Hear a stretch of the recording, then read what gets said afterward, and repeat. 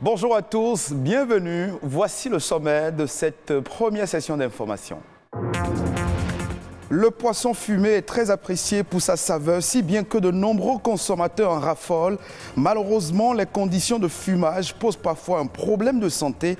Reportage à suivre dans cette édition.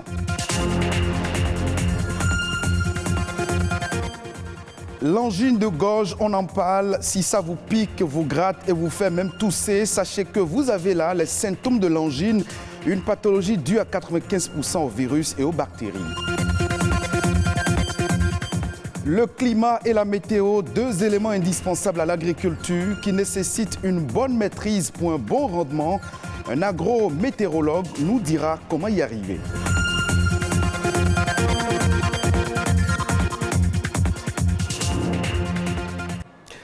La corruption, un mal qui gangrène nos sociétés africaines et met à mal les recettes publiques de plusieurs pays riches comme en voie de développement. Pour lutter contre ce fléau, l'Organisation des Nations Unies a adopté le 31 octobre 2003 la Convention des Nations Unies contre la corruption.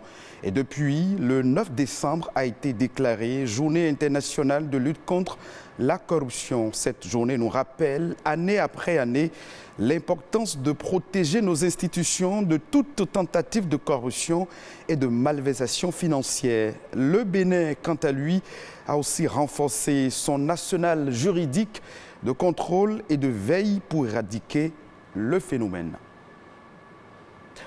On change à présent de registre pour parler du poisson fumé. Très apprécié pour sa saveur, sa consommation est ancrée dans les habitudes. Mais les conditions de fumage du poisson laissent parfois à désirer et pourraient même avoir des conséquences néfastes sur la santé. Une réalité qu'aussi bien les consommateurs que les femmes qui s'adonnent à cette activité semblent bien ignorer. Plus de détails dans ce reportage. Le poisson fumé est une source vitale d'alimentation et de revenus pour de nombreuses communautés côtières du Bénin.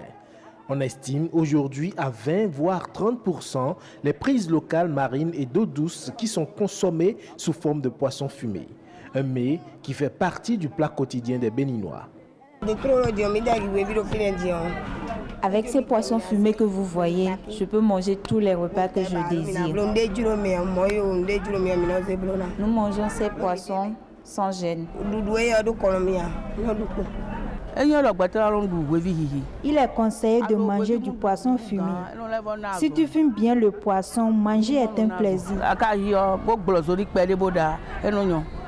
Et pourtant, malgré sa saveur, ses bienfaits nutritionnels, son prix compétitif et sa durée de conservation, le poisson fumé représente un vrai problème de santé publique. On consomme tous généralement le poisson fumé et on ne sait pas forcément dans quelles conditions ça a été fait. On ne sait pas. On le voit au bord de la route, on paye juste le poisson.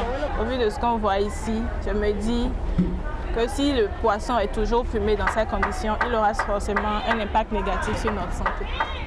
À Placrodi, de nombreuses femmes s'adonnent au fumage de poisson.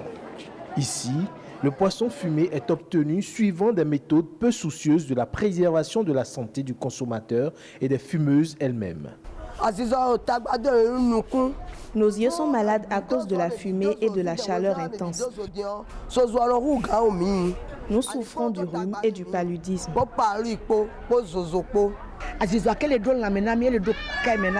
La fumée a un effet nocif sur nos yeux et nos cœurs. Une activité génératrice de revenus qui les expose à des risques sanitaires. Au niveau du fumage même, on a constaté qu'il y a une grande quantité de fumée qui s'accole sur ces poissons-là. Et ce sont ces fumées-là qui contiennent les hydrocarbures aromatiques polycycliques qui sont cancérigènes et même aussi des goudrons qui créent de cancer une fois que ça se retrouve dans l'organisme humain.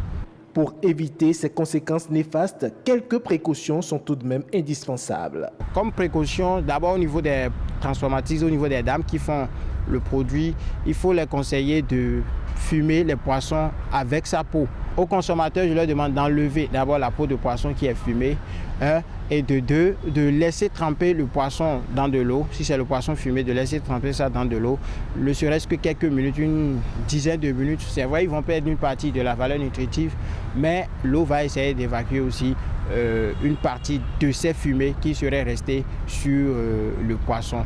L'amélioration du mode de fumage de poisson et l'encadrement de l'activité s'avèrent donc indispensables pour prévenir et atténuer les conséquences sanitaires sur les consommateurs. On reste dans le domaine de la santé pour parler de l'angine de gorge. Vous ne le savez peut-être pas, dans 60 à 90% des cas, les maux de gorge sont dus à un virus. C'est le cas de l'angine caractérisée par un mal de gorge important qui provoque la fièvre, les maux de tête et même des difficultés pour parler chez certaines personnes. Sans traitement spécifique, elle peut entraîner des complications. Les détails. Elle est due à une inflammation des amygdales, de la membrane muqueuse et du larynx. Résultat, mal de gorge et difficulté d'avaler. L'angine, puisque c'est d'elle qu'il s'agit, est une infection dont souffrent bon nombre de personnes qui ignorent parfois l'origine, mais connaissent les manifestations. C'est une maladie qui attaque la gorge souvent et on a du mal à avaler du salive. L'angine, c'est une maladie qui crée des douleurs au niveau de la gorge. Dans 50 à 90% des cas, les angines sont souvent dues à des virus, mais elles peuvent être également d'origine bactérienne. Il peut y avoir par exemple des gens qui ont des problèmes d'allergie. Il y a des gens qui sont susceptibles à certaines choses.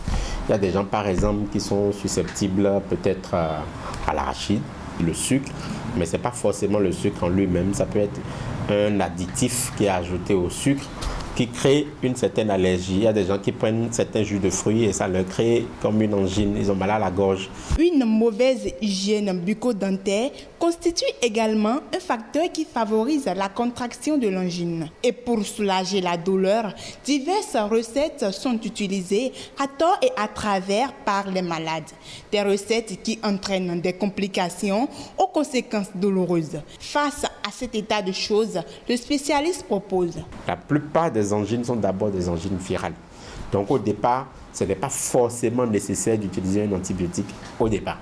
Mais lorsque c'est une angine bactérienne, dans ces cas, très souvent, il faut forcément faire recours à un médecin pour qu'on voit s'il faut mettre un antibiotique et quel type d'antibiotique en fonction des symptômes et en fonction de ce que le médecin verra, il saura quel antibiotique il faut utiliser. Un mauvais traitement de ce mal pourrait déboucher sur d'autres maladies plus graves. Une angine mal traitée peut être à l'origine de problèmes de rhumatisme articulaire aigu. Une angine mal traitée peut être à l'origine après de problèmes cardiaques, de problèmes articulaires. Il faut savoir que les amygdales sont une porte ouverte. Et à partir de là, les microbes peuvent diffuser à tous les autres organes du corps lorsque ce n'est pas bien traité. Les traitements de l'angine dépendent donc de son origine, mais qu'elle soit virale ou bactérienne, elle est contagieuse. Il faut donc respecter les consignes d'hygiène habituelles pour être épargné.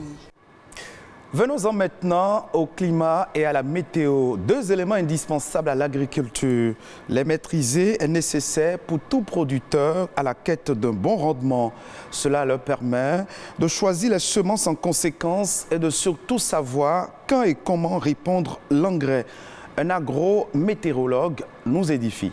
Nous avons des applications en météo qui sont beaucoup plus utiles pour l'agriculture. C'est pourquoi nous parlons de l'agrométéorologie, c'est-à-dire l'application de la météorologie à l'agriculture. Aujourd'hui, avec les changements climatiques, nos paysans ont du mal à maîtriser les saisons. Alors, la météo vient en appui à ces paysans-là, afin de pouvoir mettre à la disposition des paysans les informations agricoles nécessaires pour la maîtrise. Et le but final, c'est de pouvoir accroître le rendement à l'hectare de leur production. En cas de sécheresse, déjà, comme nous faisons la prévision saisonnière, nous mettons à la disposition de nos paysans les informations en début de saison. D'accord ? C'est-à-dire le comportement de la saison au cours de l'année. Est-ce que nous aurons des séquences sèches, c'est-à-dire nous aurons des périodes de sécheresse Alors, si on devrait y avoir les poches de sécheresse, seront-elles longues ou bien courtes? Maintenant, si elles sont longues, quelles sont les variétés qu'il faut choisir? C'est là où c'est important ça. Donc, nous conseillons aux paysans de faire le choix des variétés qui résistent mieux à la sécheresse. Ça, c'est un. En dehors de cela, lorsque la saison démarre, nous, on calcule ce qu'on appelle l'ETP, c'est-à-dire l'évapotranspiration potentielle, qui vous permet, c'est des termes techniques, qui permet de pouvoir évaluer la quantité d'eau qui est disponible pour que la plante puisse exploiter. D'accord? Et lorsque nous calculons ce paramètre qui est l'ETP, ça nous permet de dire aux paysans que la plante est en train de traverser une période de stress hydrique, c'est-à-dire que la sécheresse. Donc, vous le conseillez par exemple de ne pas mener certaines pratiques, de ne pas reprendre l'engrais pendant cette période afin de pouvoir permettre à la plante de résister face à la sécheresse. Voici à présent d'autres informations qui ont fait l'actualité nationale du Bénin. C'est dans La Nation en bref, présenté par Rodrigue Babagüeto.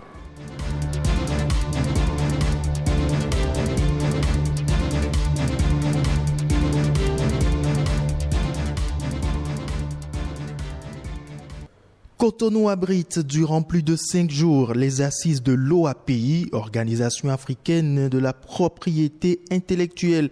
Ces assises statutaires ont démarré par la réunion des experts de l'organisation continentale. Ce conclave technique a pour but de préparer la 61e édition du conseil d'administration de l'OAPI au Bénin.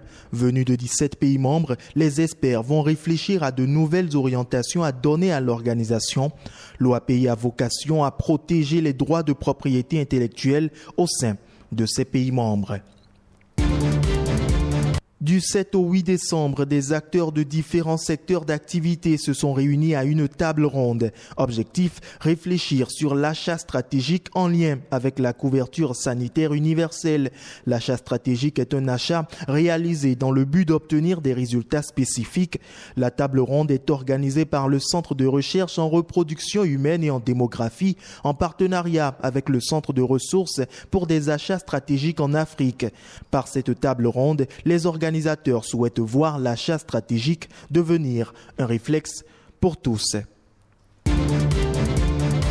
Le bio béninois se met en scène. La foire des produits biologiques et écologiques est en cours au ministère de l'Agriculture jusqu'au vendredi 10 décembre. Des produits divers et variés, agroalimentaires, textiles, cosmétiques, tous bio, made in Benin, sont exposés.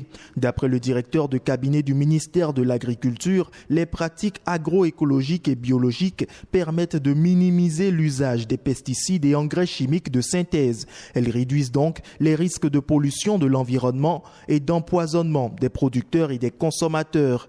La présente foire consiste à mettre en lumière les fruits des efforts consentis par les acteurs à divers niveaux.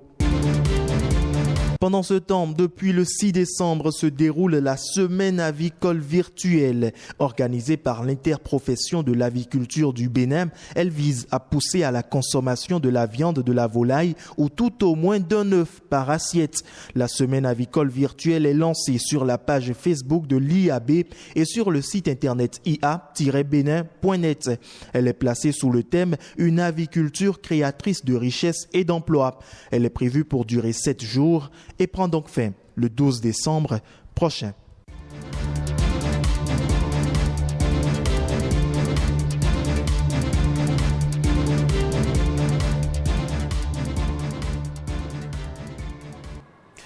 Retenez bien ce chiffre, 97%. Il représente la part des importations dans l'approvisionnement annuel du continent africain en produits pharmaceutiques. Ce taux illustre la dépendance de la majorité des pays africains vis-à-vis des industries pharmaceutiques étrangères.